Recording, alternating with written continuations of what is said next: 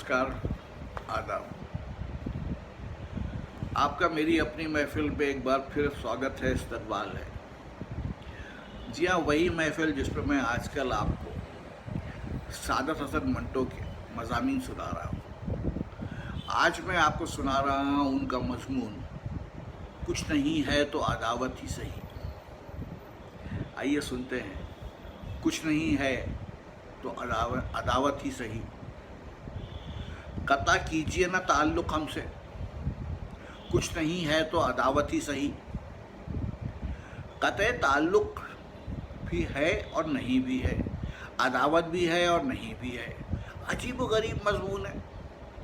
कुछ समझ में नहीं आता कि मर्द और औरत का बाहमी रिश्ता क्या है।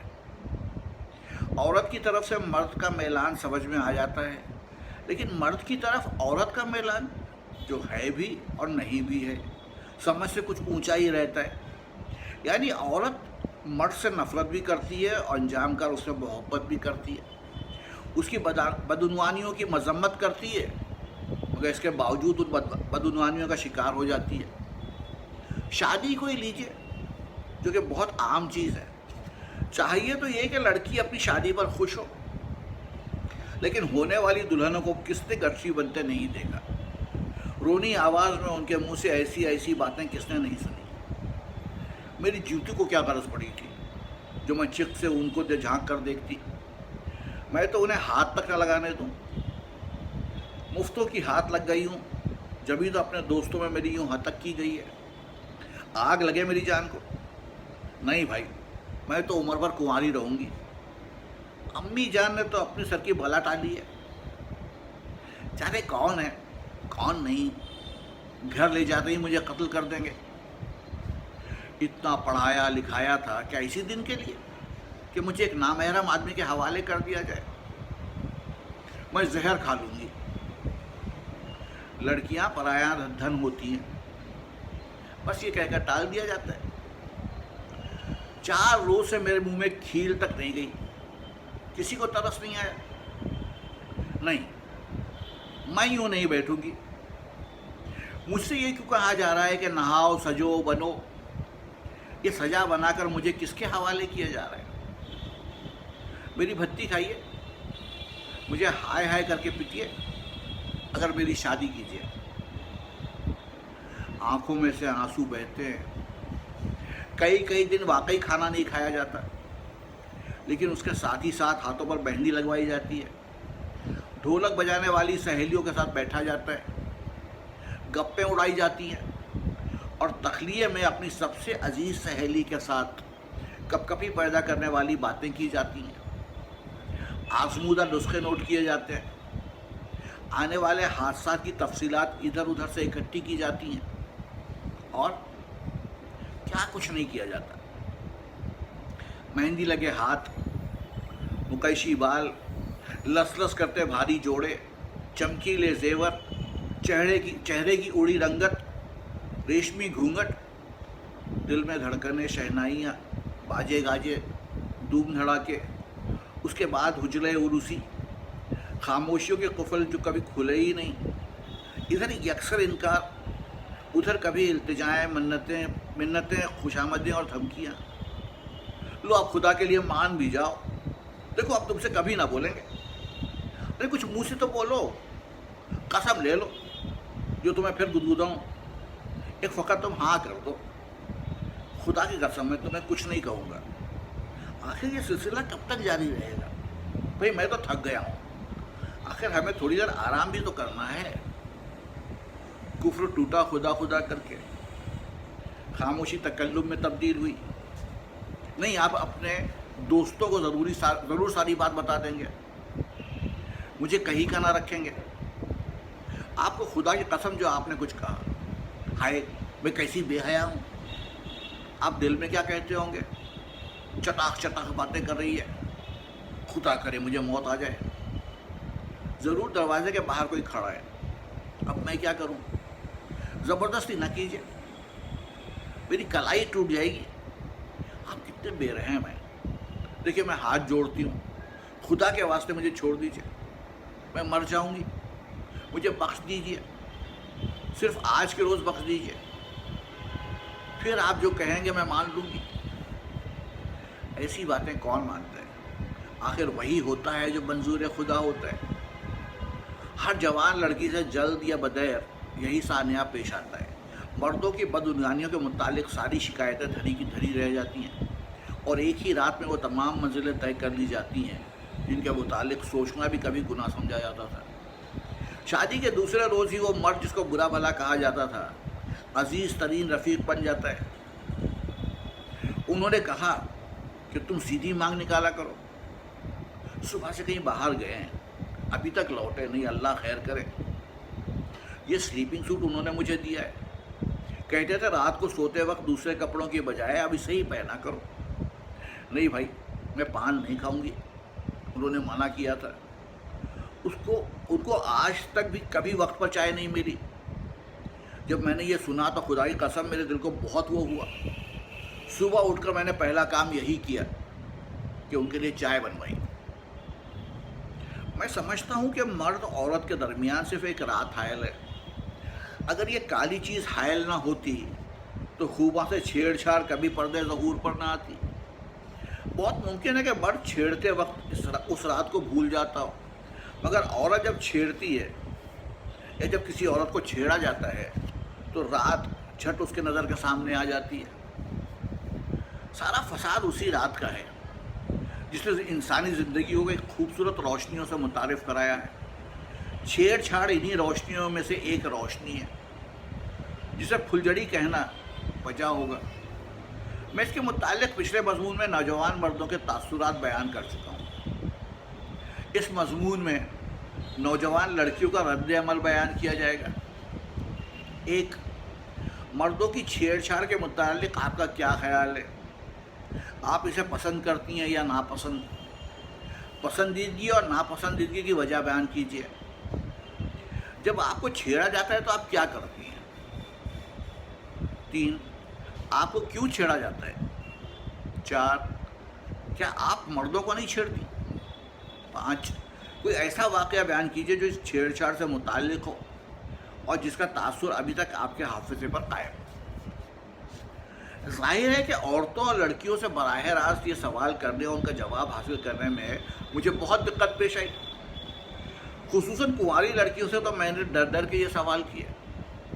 بہرحال کسی نہ کسی طرح ان دقتوں اور مشکلوں کے باوجود یہ مضمون تیار ہو ہی گیا۔ عورتوں اور لڑکیوں کے تاثرات اور ان کا رد عمل بیان کرنے سے پہلے میں یہ بتا دینا ضروری سمجھتا ہوں کہ ایک جگہ تمام لڑکیوں اور عورتوں کو بلا کر میں نے یہ معلومات حاصل نہیں کی۔ میں مختلف اوقات پر ایک دو عورتوں سے ملا، ان سے دوستانہ بات چیت کی اور اپنے مطلب کی باتیں معلوم کی۔ کل 12 عورتوں سے میرا اس قسم کا انٹرویو ہوا، جن میں سے 2 بیاہی ہوئی تھیں، باقی سب کنواری تھیں۔ ان کی عمر کا اوسط 16 سال سے زیادہ نہیں تھا۔ 9 لڑکیوں نے، جن میں سے 2 بیاہی ہوئی بھی شامل تھیں، پہلے سوال کا بالکل ایک جیسا جواب دیا۔ مردوں کی چھیڑ چھاڑ کے متعلق ہمارا خیال یہ ہے کہ ایسی فضول اور نازیبا حرکت کوئی اور ہو ہی نہیں سکتی۔ پرائی بہو بیٹیوں کو چھیڑنا کہاں کی شرافت ہے؟ یہ صریحاً چودہ پن ہے۔ اس قسم کی حرکت صرف وہی لوگ کرتے ہیں جو اخلاق حمیدہ سے عاری ہوتے ہیں، جن کی آنکھوں میں شرب کا پانی بھی نہیں ہوتا۔ ہم اس چھیڑ چھاڑ کو صرف ناپسند ہی نہیں کرتی بلکہ انتہائی نفرت کی نگاہ سے دیکھتی ہیں، اس لیے کہ ہماری آزادی میں یہ بے شمار رکاوٹیں پیدا کرنے کا موجب بنی ہوئی ہے۔ غضب خدا کا، ہم ڈر کے مارے باہر سیر کو بھی تو نہیں جا سکتے۔ باغ میں گھومنے کے لیے جائیں تو ہمیشہ اس بات کا کھٹکا رہتا ہے کہ کوئی مردود ہمارے پیچھے پیچھے چلنا شروع کر دے گا اور ایسی بھوکی نظروں سے دیکھے گا کہ سیر کا سارا لطف، سارا مزہ کرکرا ہو جائے گا۔ کسی پھول کی طرف دیکھیے تو جھاڑی کے عقب سے کنسری آواز آئے گی۔ انہیں منظور اپنے زخمیوں کو دیکھا رہا تھا، چلی ہے سیر گل کو دیکھنا شوخی۔ یہ نگوڑے کچھ کرنے بھی دے۔ یہ مجھے چھیڑ چھاڑ ہے یا گندی موری کے چھینٹے؟ کوئی پکچر دیکھنے جاؤ تو سب کی گردنیں ہماری طرف مڑ جائیں گی۔ گھورے جا رہے ہیں، سب گھورے جا رہے ہیں۔ بات تک کرنے کی اجازت نہیں. اندھیرا ہوتا ہے تو اس بات کا دھڑکا رہتا ہے کہ اپنی ٹانگ کھجلانے کے بہانے ساتھ والے لالا جی ہماری ٹانگ کھجلانا شروع کر دیں گے. پکچر ختم ہونے پر باہر نکلتے وقت یہ اندیشہ لاحق رہے گا کہ کوئی صاحب کندھا مار کر نکل جائیں گے اور انگریزی میں افسوس کا اظہار کر دیں گے. کوٹھے پر بال سکھانے کے لیے جاؤ تو کوئی ہمسایہ اپنے چڑھے ہوئے پتنگ کی ڈور ڈھیلی کر کے بالوں میں الجھا دے گا. غصے میں آ کر ڈور پکڑ لو تو آواز آئے گی، لے لیجئے جتنی درکار ہے. پھر آ کر ڈور کھینچنا شروع کری تو انہوں نے چرخی ہاتھ میں لے لی. کھینچتے جائیے جب تک آپ تھک نہ جائیں. کیا کریں کیا نہ کریں، ہم تو بہت عاجز آ گئے ہیں. ایک دکھ ہو تو بتائیں. شاپنگ کے لیے جائیں تو اور مصیبتیں سر پر کھڑی ہوتی ہیں. دکانداری آنکھیں سیک رہے ہیں اور اپنی ہرس پوری کر رہے ہیں. کبھی کبھی کوئی فقرہ بھی چست کر دیتا ہے. کشمیر کے سیب ادھر بھی دیکھتے جائیے. انڈر ویئرس کے نئے ڈیزائن آئے ہیں، ملاحظہ فرماتے جائیے. ایک نظر ادھر بھی، بالکل نیا مال ہے. اب ان مردوں سے کوئی کیا کہے.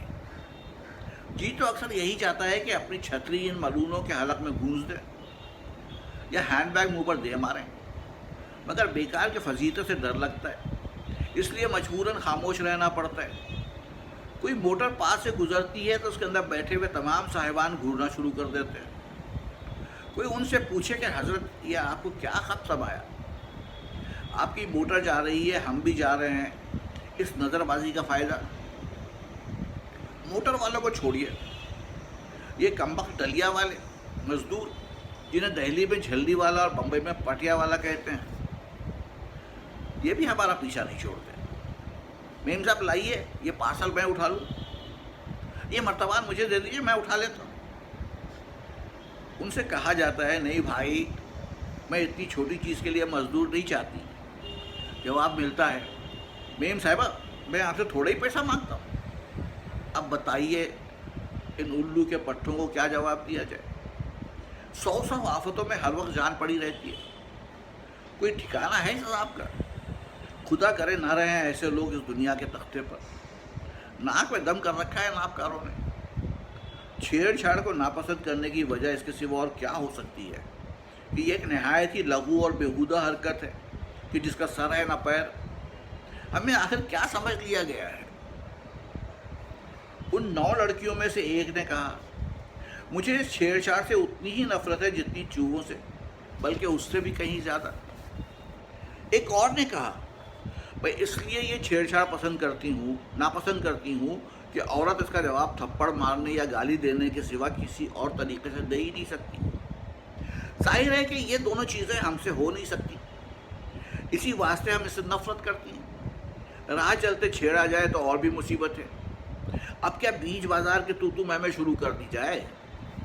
اصل میں عورت شروع سے دبی ہوئی ہے، اس لیے بیچاری کچھ بھی نہیں کر سکتی، ورنہ ایسے بدنیت مردوں کا علاج ہو سکتا ہے.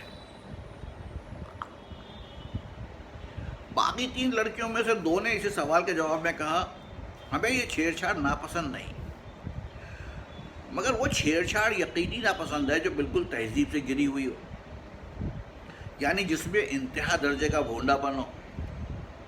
آنکھیں مارنا، کندھے رگڑنا، سلام کرنا، دور سے اشارہ بازی کرنا، فحش مذاق کرنا، یہ سب ہمیں ناپسند ہے. ہماری سمجھ میں نہیں آتا کہ ایک آنکھ میچ لینے سے کیا ہوتا ہے. چھیڑنے کا یہ طریقہ بہت ہی بازاری اور عامیانہ ہے.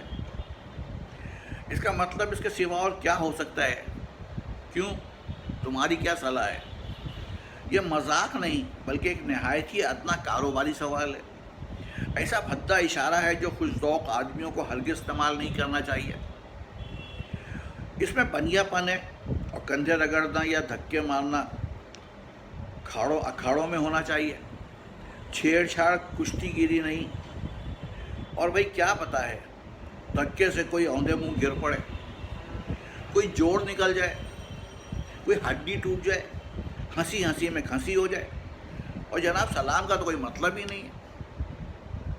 یہ کیا ہے کہ بار بار ہاتھ جوڑے جا رہے ہیں، ماتھے کی طرف ہاتھ لے جایا جا رہا ہے. مذاق شستہ ہونا چاہیے. کوئی اس میں بات ہو کہ نہ کہ صرف چھیڑ دیا جائے، کوئی پتھر اٹھا کر سر پر مار دیا جائے، پسلیوں میں ٹھوکا دے دیا جائے. کوئی ذائقہ دار بات ہونی چاہیے جس سے دل و دماغ کو فرحت ہو، شگفتگی سی پیدا ہو، آدمی ایک دو گھڑی کے لیے خوش ہو جائے. ایسی چھیڑ چھاڑ ہمیں پسند ہے، اور خدا کرے کہ یہ ہمیشہ جاری رہے. اس سے بڑا لطف حاصل ہوتا ہے. جوانی کی داستان میں اس قسم کے چٹکلے ضرور ہونے چاہیے. یہ نہ ہو تو کہانی بالکل خشک اور بے مزہ ہوگی. ان دونوں لڑکیوں میں سے ایک نے یہ بھی کہا، بدصورت اور کریہون منظر مردوں کو تو چھیڑنے کا کوئی حق ہی نہیں ہے. اگر وہ چھیڑنا ہی چاہتے ہیں تو ایسی عورتوں کو منتخب کیا کریں جو ان کا جوڑ ہو، یا بدصورتی میں ان سے کچھ زیادہ ہی نمبر لیتی ہوں. بدصورت مردوں کا خوش شکل عورتوں کو چھیڑنا میرے نزدیک ایک بہت بڑا جرم ہے. میں خوبصورت نہیں ہوں، لیکن وہ صدمہ جو خوش شکل عورتوں کو ایسے مردوں کی چھیڑ چھاڑ سے ہوتا ہے وہ اچھی طرح سمجھ سکتی ہے. 12ویں یعنی آخری لڑکی نے سوال کے جواب میں کہا، مردوں کی چھیڑ چھاڑ کے متعلق میرا خیال بہت اچھا ہے. مجھے یہ چیز پسند ہے. اس کی وجہ صرف یہ ہے کہ میں بہت شریر ہوں. میں چاہتی ہوں کہ مرد مجھے چھیڑیں تاکہ جواب میں ان کو بھی چھیڑ سکوں. وہ عورتیں جو سمجھتی ہیں کہ مردوں کو چھیڑ نہیں سکتی بیوقوف ہیں. وہ سوچتی ہی نہیں کہ مردوں کو اتنی سہولیتیں میسر ہی نہیں جتنی کہ ہمیں ہے. ہمارا جوابی حملہ انہیں بوکھلا سکتا ہے، ان کی سٹی گم کر سکتا ہے، انہیں لاجواب کر سکتا ہے. اس لیے کہ ہم عورتیں ہیں، ان کو اس کا ہر حالت میں لحاظ کرنا پڑتا ہے. مرد عورتوں کمزور، کم زبان اور کم عقل سمجھتا ہے. اس کے اس نظریے سے ہمیں فائدہ اٹھانا چاہیے. عورت کمزور صحیح، لیکن وہ کم زبان اور کم عقل تو نہیں. اپنی عقل اور اپنی زبان سے کیوں نہ فائدہ اٹھایا جائے. میں سمجھتی ہوں کہ مردوں کے مقابلے میں ہم عورتیں کہیں زیادہ ذہین اور تباہ ہیں. ہم اگر چاہیں تو مردوں کی زبان بند کر سکتی ہیں، ان کی ساری چالاکی ختم کر سکتی ہیں. عورت کے سامنے مرد حیثیت ہی کیا رکھتا ہے. عورت سے دور مرد سب کچھ ہے، اور جب وہ عورت کے سامنے آتا ہے تو کشکول اٹھانے والا بھکاری بن جاتا ہے. کیونکہ عورت سے وہ سوائے خیرات کی اور مانگتا ہی کیا ہے. مرد کے لیے عورت بہت دلچسپ چیز ہے، عورت کے لیے مرد بھی کم دلچسپ چیز نہیں. اور میرا تو یہ خیال ہے کہ ایسی دلچسپ چیز خدا نے پیدا ہی نہیں کی. اکثر عورتیں مرد کو ان آنکھوں سے دیکھتی ہیں جن سے وہ اپنے باپ اور بھائیوں کو دیکھنے کی آتی ہیں. یہ غلطی ہے. سب مرد باپ اور بھائی تو نہیں ہوتے. دوسرے سوال کا جواب پہلی 9 میں سے 5 لڑکیوں نے اس طور پر دیا، ہم نفرت سے منہ پھیر لیتی ہیں یا دلی دل میں ان کو کوس کر خاموش ہو جاتی ہیں. 9 میں سے باقی 4 لڑکیوں نے کہا، اگر اکیلی ہوں یعنی ساتھ کوئی مرد نہ ہو تو مجبوراً خاموش ہو جانا پڑتا ہے، لیکن اگر کوئی مرد ساتھ ہو تو اس کی مدد لے لی جاتی ہے. ایسے موقعوں پر ساتھ والے مرد اکثر یہی کہا کرتے ہیں، تمہیں شرم نہیں آتی؟ کیا تمہاری ماں بہن نہیں؟ یوں شرم دلانے پر ہماری تسلی ظاہر ہے کہ خاک بھی نہیں ہوتی. مگر کیا کیا جائے، سرے بازار جھگڑا کرنے سے تو ہم رہیں. ان 4 لڑکیوں میں سے ایک نے کہا، نہیں بابا، میں تو خاموش نہیں رہ سکتی. اگر کوئی مرد میرے ساتھ ایسی حرکت کرے تو میں لڑنے مرنے پر اتر آتی ہوں. مجھ میں ذرہ بھر برداشت کا مادہ نہیں ہے. میں تو گالیوں کا تاتا باندھ دیا کرتی ہوں. اب مجال ہے کہ چھیڑنے والا چوب ہی کر جائے. شریف عورتوں سے دل لگی کرنا خالہ جی کا گھر تو نہیں. اور بھائی اپنے دل کی بھڑاس تو ضرور نکال لینی چاہیے، چاہے اس میں بدنامی ہی کیوں نہ ہو. ایک، اگر چھیڑ چھاڑ شستہ اور تہذیب کے دائرے کے اندر ہو تو میں مسکرا دیا کرتی ہوں. بس ذرا سی مسکراہٹ جسے صرف دانت کا اظہار ہو، ہونٹوں اور آنکھوں میں پیدا کی اور یہ چل دیا. مردوں کو زیادہ منہ نہیں لگانا چاہیے، کیونکہ زیادہ منہ لگانے سے یہ اکثر بگڑ جاتے ہیں. اگر کسی نے تہذیب سے گرا ہوا مذاق کیا تو حقارت کے آثار چہرے پر خود بخود پیدا ہو جاتے ہیں. چھیڑ چھاڑ کرنے والا یقینی طور پر عورت کے چہرے کی طرف دیکھتا ہے. جب اسے اپنی حماقت کا جواب مل جاتا ہے تو دل ہی دل میں खजल होकर एक तरफ सिमट जाता है। मेरा ज़ाती ख्याल है कि मर्द खा कितना ही जलील हो, उसके अंदर शर्म व हया का मादा ज़रूर होता है। ख़ास तौर पर जब कोई औरत उनको शर्मिंदा करने की कोशिश करे तो वो ज़रूर शर्मिंदा हो जाता है। तो अगर छेड़छाड़ नहायत ही आमियाना और बाजारी किस्म की हो तो मैं ना छेड़ने वाले की तरफ गौर करती हूँ ना उसके फेल की तरफ। ऐसे बज़ौक़ लोगों को अहमियत देना बहुत बड़ी गलती है। अलबत्ता खुशौक़ मर्दों की छेड़छाड़ की रसीद ज़रूर देनी चाहिए, सिर्फ रसीद, इससे ज़्यादा कुछ नहीं। बदशक्ल मर्दों की छेड़छाड़ का जवाब मैं अपनी ज़बान निकाल कर या ठेंगा दिखाकर दिया करती हूँ। मैंने बहुत कोशिश की कि नफ़रत और हक़ारत का कोई और अच्छा ज़रिया मिल जाए, मगर ठेंगा दिखाने से ज़्यादा आसान, बाअसर और करीब ज़रिया इज़हार मुझे अभी तक नहीं मिला। दरअसल कहना ये होता है, ये मुँह और मसूर की दाल। ज़रा आईने में रुख मुबारक तो देखिए। ऐसा मालूम होता है किसी ने जिगज़ॉ पज़ल नहायत घोंडे पर से जोड़ने की कोशिश की है। बहुत कुछ कहने को जी चाहता है, यही वजह है कि खुद ब खुद ठेंगा उनकी जानिब उठ खड़ा होता है और दिल को थोड़ी सी तस्कीन हासिल हो जाती है। यह मैं अभी तक नहीं समझ सकी कि अंगूठे को उन जज्बात से क्या ताल्लुक़ है। 3, मैं मर्द के हर हमले का जवाब देने की कायल हूँ, खा वो कितना ही ओछा क्यों ना हो। मैं चाहती हूँ कि हर औरत उसे अपना उसूल बना ले। तीसरे सवाल यानी आपको क्यों छेड़ा जाता है के जवाब में पहली 9 लड़कियों औरतों ने कहा, जाने हमारी भला, बुरी आदत जो हुई। जिन लोगों के अखलाक बिगड़ जाएं ऐसी हरकतें ही तो करते हैं। एक दफ़ा अगर उनका दिमाग जूतों से पिलपिला कर दिया जाए तो आइंदा कभी उनको जुर्रत ना हो। बाकी 3 लड़कियों ने तरतीबवार इस सवाल के जवाब में ये कहा। 1, हम औरतों और मर्दों के दरमियान एक नहायत ही लतीफ़ पर्दा हायल है। इस शफाफ पर्दे में से मर्द अक्सर हमारी तरफ ताज्जुब आमेज़ दिलचस्पी की निगाहों से देखते हैं। शीशे की अलमारी में रखी हुई चीज़ें खामखा दिलचस्प हो जाती हैं।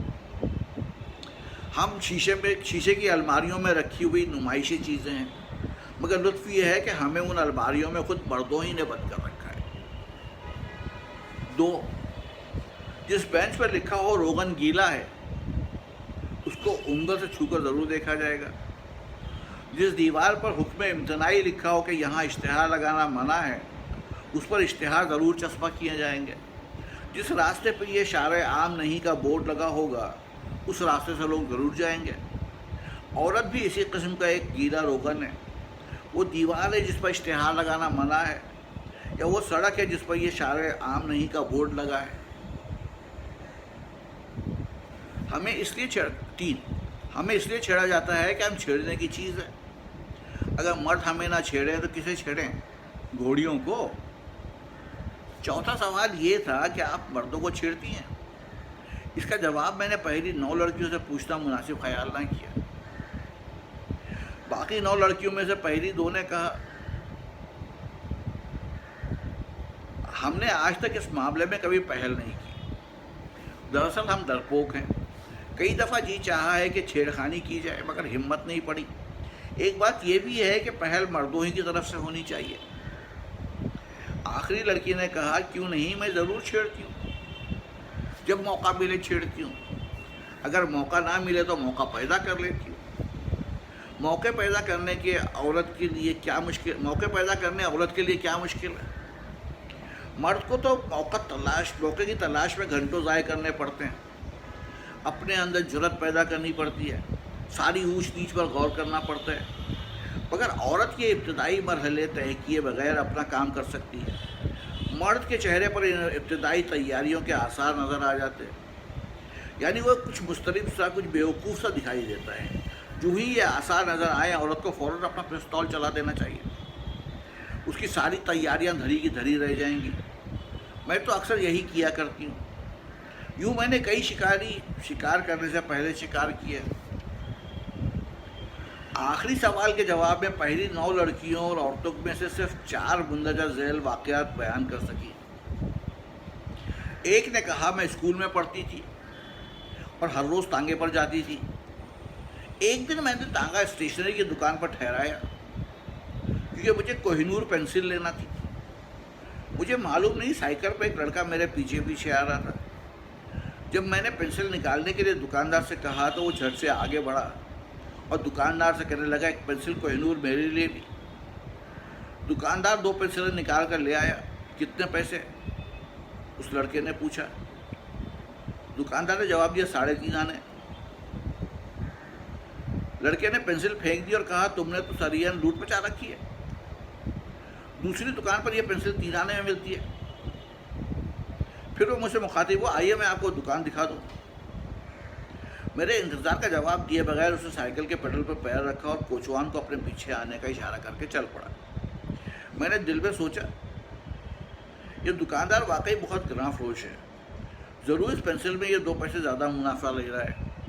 चुनांचे तांगा उस लड़के की साइकिल के पीछे पीछे चला। थोड़ी दूर चलकर वो साइकिल पर से उतरा और मुझसे कहने लगा, ये दुकान है। फिर उसने दुकानदार से बड़ी बेतकल्लुफ़ के साथ कहा, मौलवी साहब, कोहिनूर की 2 पेंसिलें निकालिएगा।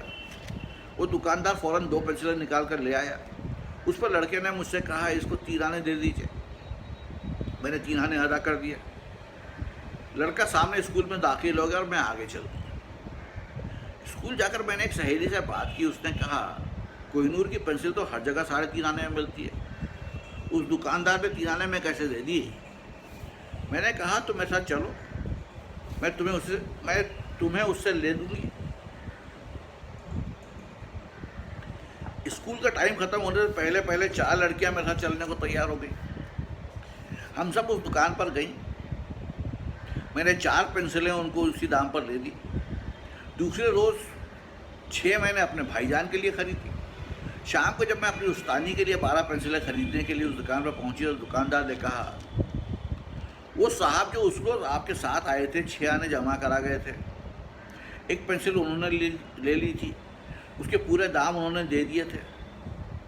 11 पेंसिलें आपने ली। 3 आने के हिसाब से 6 आने में तो जो उन्होंने ये कमी पूरी करने के लिए जमा कराए थे 2 पैसे बाकी बचते हैं। आप एक पेंसिल ले जा सकती हैं। ये सुनकर मुझे बेहद शर्म आई और गुस्सा भी बहुत आया। समझ में नहीं आता कि उसने ये शरारत क्यों की। ये वाक़या इसी वजह से मुझे अब तक याद है। दूसरी ने कहा, मेरे पेट में था। हम लोग पहली मर्तबा कुतुब देखने गए थे।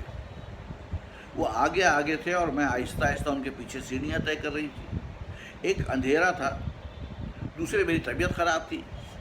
कदम फूंक फूंक के रखना पड़ता था। दम फूल रहा था और सर चकरा रहा था। इन तमाम मुसीबतों के बावजूद मैंने तहिया कर रखा था कि आखिरी मंजिल तक ज़रूर पहुँचूंगी, खा रास्ते ही में दम निकल जाए। लेकिन दूसरी मंजिल तक पहुँचते पहुँचते मेरी तबीयत इतनी ख़राब हुई कि मुझे दीवार का सहारा लेकर रुकना पड़ा। 2 नौजवान लड़के मेरे पीछे पीछे आ रहे थे। उनमें से एक ने अपने साथी से मुखातिब होकर कहा, अगर कुतुबुद्दीन ऐबक को इस बात की खबर होती तो लाट के बजाय उसने यकीनन मैटरनिटी होम तैयार कराया होता। दांत पीस करी तो रह गई। उन अल्लाह के मारों को मजाक भी कब सूझता है।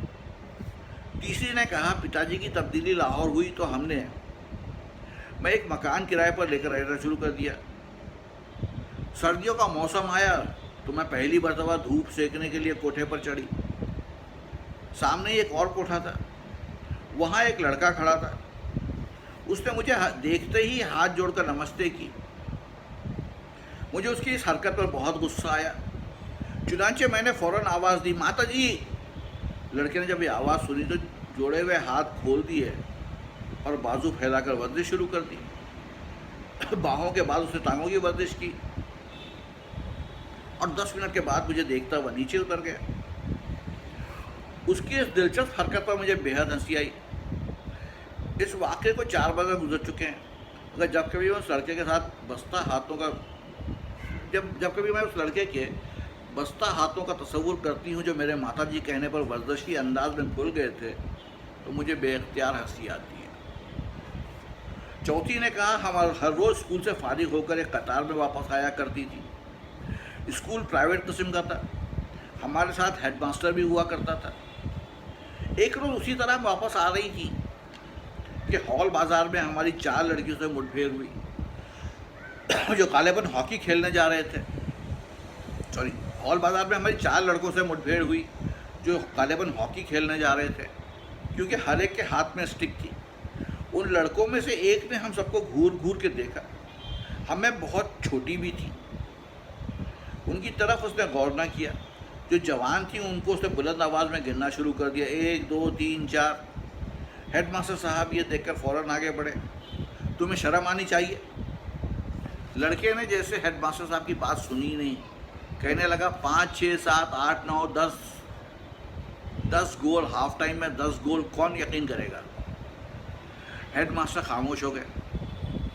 انہوں نے دل میں سوچا کہ چلو اچھا ہوا کہ اس نے میری بات نہ سنی اور ورنہ خام کا جھگڑا ہو جاتا۔ مجھے اس لڑکے کی یہ چالاکی کبھی نہیں بھولے گی۔ بات کا کانٹا بدلتے وقت اس کے چہرے پر مجال ہے جو ذرہ بھر گھبراہٹ نظر آئی۔ باقی 3 لڑکیوں نے آخری سوال کے جواب میں ترتیب وار ذیل کے واقعات بیان کیے۔ 1، یہ بمبئی کی بات ہے، میں اور میری سہیلی دونوں بس میں ماہم کا میلہ دیکھنے جا رہی تھی۔ موسم بہت اچھا تھا، شام کا وقت تھا، ہم بالائی منزل پر تھیں، اس لیے ہوا کے جھونکے خوب مزہ دے رہے تھے۔ جب بس دادر کے پل پر چڑھی تو ادھر ادھر ریلوے لائنوں کا ایک جال سا بکھرا نظر آیا۔ میرے اس طرف دوسری رو میں ایک خوش شکل لڑکا بیٹھا تھا۔ سگریٹ کے دھوئیں کے چھلے بنانے کی ناکام کوشش کرتے ہوئے اس نے کھڑکی میں سے باہر جھانک کر دیکھا اور اپنے ساتھی سے کہا، ہاتھی، سفید ہاتھی۔ میں نے اپنی سیٹ پر ذرا اٹھ کر اس کی طرف دیکھا، مگر مجھے ہاتھی نظر نہ آیا۔ اس پر اس لڑکے نے مجھ سے مخاطب ہو کر بڑے فلسفیانہ انداز میں کہا، اسے تخلیق کی فسوکاری کہتے ہیں۔ بات بڑی معمولی ہے، مگر یہ واقعہ میرے دل و دماغ میں ہمیشہ کے لیے نقش ہو چکا ہے۔ اسے تخیل کی فسوکاری کہتے ہیں۔ اس گورے چٹے لڑکے نے یہ فقرہ ایسے دلکش انداز میں کہا کہ میں بے حد متاثر ہوئی۔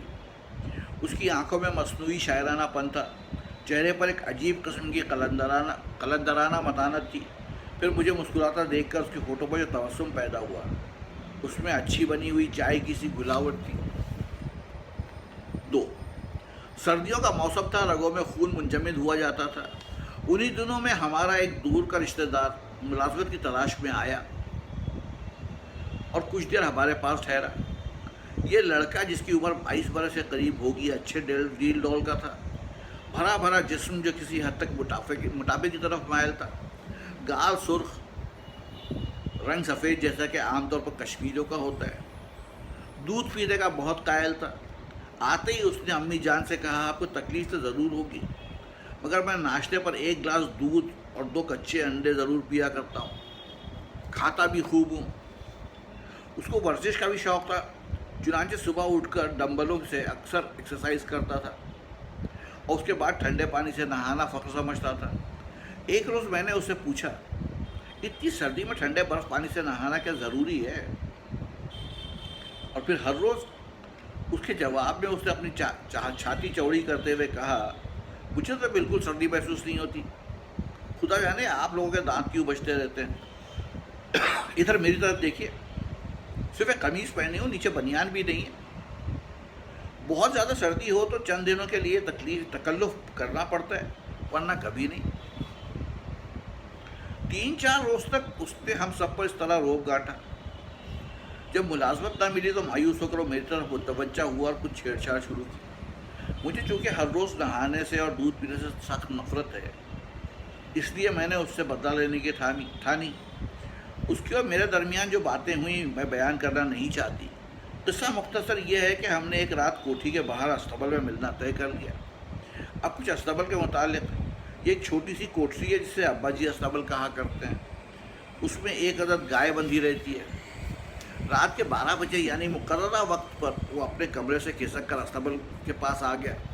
میں بھی کسی نہ کسی طریقے سے وہاں پہنچ چکی تھی۔ جو ہی وہ آیا میں نے اسے استبل کے اندر داخل کر دیا۔ آپ کچھ دیر یہاں کھڑے رہے، میں کوٹھی کے اندر جا کر اپنا اطمینان کراؤں، ممکن ہے کوئی جاگتا ہو۔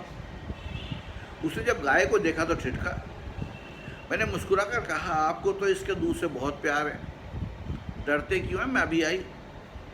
میں نے اس کو اندر داخل کیا اور باہر سے دروازہ بند کر کے کنڈی چڑھا دی۔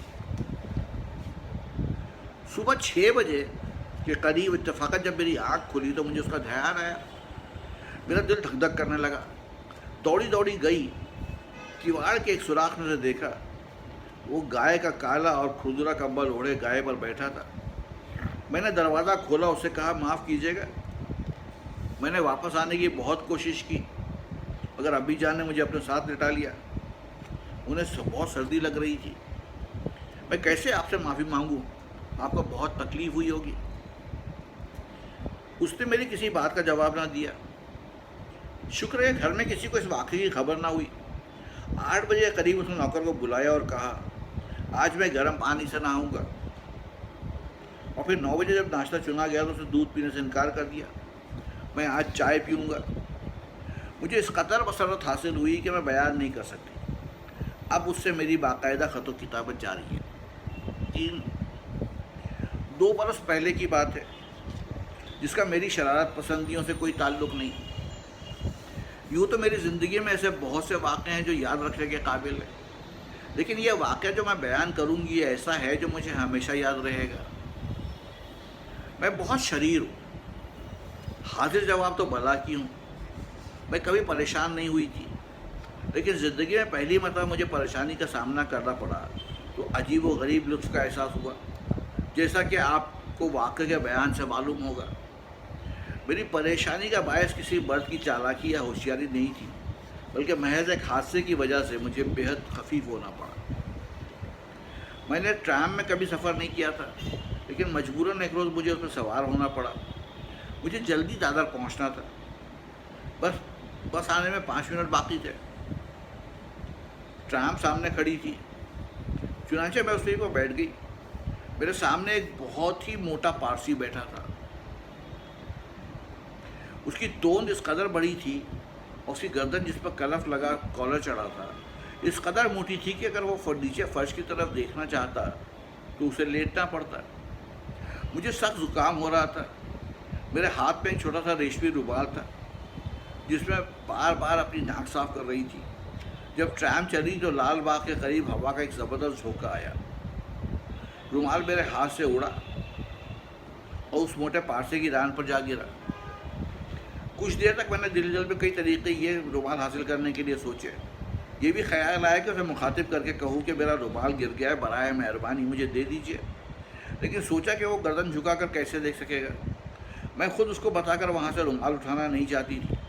چنانچہ میں نے ارادہ کر لیا کہ چپ چاپ آنکھ بچا کر 2 انگلیوں کی مدد سے بالکل آہستگی کے ساتھ اسے اٹھا لوں گی۔ میں نے کئی مرتبہ کوشش کی، لیکن ہر بار اس ڈر کے مارے کہ ٹرام میں بیٹھا ہوا کوئی اور آدمی دیکھ لے گا مجھے اپنا ہاتھ کھینچنا پڑا۔ مجھے غیر معمولی طور پر مضطرب دیکھ کر پارسی کو ایسا محسوس ہوا کہ فضا میں کچھ گڑبڑ سی ہے۔ مجھے کھڑکی پہ سے باہر جھانکتے دیکھ کر کئی مرتبہ اسے بھی اپنی اکڑی ہوئی گردن موڑ کر باہر جھانکنا پڑا۔ چاہیے تو یہ تھا کہ میں اس رومال کو وہیں چھوڑ دیتی اور بازار سے ایک اور خرید لیتی، مگر وہ ایک دوست کا تحفہ تھا، اس لیے مجھے بے حد عزیز تھا۔ میں نے آخری بار ارادہ کر کے جب ہاتھ اس کی طرف بڑھایا تو پارسی بے چین ہو گیا۔ میں اس کی طرف خدا معلوم کن نگاہوں سے دیکھ رہی تھی۔ اس کو اب پکا یقین ہو گیا کہ میرے اضطراب کا باعث اس کا کوئی ایسا نقص ہے جس سے وہ ابھی تک غافل ہے۔ اس نے بڑی دقت سے اپنی گردن جھکائی، موٹے موٹے گدگدے ہاتھ ران پر ادھر ادھر پھیرے۔ ایک ہاتھ کے نیچے میرا رومال آیا۔ ایک دم اس کا چہرہ لال سرخ ہو گیا۔ جلدی سے بڑی پھرتی کے ساتھ اس نے انگلیوں کی مدد سے میرے اس ننھے سے رومال کو اپنی پتلون کے اندر داخل کر لیا۔ کمبخت نے یہ خیال کیا کہ اس کی قمیص کا دامن باہر نکلا ہوا ہے۔ ادھر اس کا چہرہ لال ہو رہا تھا، ادھر میرا۔ ہم دونوں اپنی اپنی جگہ پر شرم محسوس کر رہے تھے۔ میں تو اس حادثے کو زیادہ دیر تک برداشت نہ کر سکی۔ جو ہی ٹرام ٹھہری میں اس پارسی کی طرف دیکھے بغیر اتر گئی۔ میں اس واقعے کو قریب بھول چکی تھی کہ 6 یا 7 مہینے کے بعد کرافٹ مارکیٹ کے پاس جب کہ میں ایک دکان سے بنا ہوا پستہ لے رہی تھی، ایک خوش پوش نوجوان میرے قریب آیا۔ اس نے اپنی جیب میں سے ایک باریک کاغذ میں لپٹی ہوئی ایک چیز نکالی اور مجھ سے کہا، معاف فرمائیے گا آپ کی ایک چیز گم ہو گئی تھی، جب مجھے مل گئی آج حاصل کر رہا ہوں۔ میں نے باریک کاغذ کھول کر دیکھا تو میرا چہرہ کانوں تک سرخ ہو گیا. وہی رومال تھا جو اس موٹے پارسی نے اپنی پتلون میں داخل کر دیا تھا. مجھے بے حد شرم محسوس ہوئی. غصہ بھی بہت آیا, تھوڑی سی ہنسی بھی آئی, اور میں حیران ہوں کہ ایک دم میری آنکھوں میں آنسو بھی آ گئے. شاید اس لیے کہ میں نے اس نوجوان کو پہچان لیا تھا. ٹرام میں یہ اس روز دور ایک کونے میں بیٹھا تھا. مجھے کوئی بات نہ سوچی. ٹھیک طور پر میں اپنے کھسیانے پن کا اظہار بھی نہ کر سکا. یہ تھا آج کا مضمون. کچھ نہیں ہے تو عداوت ہی صحیح.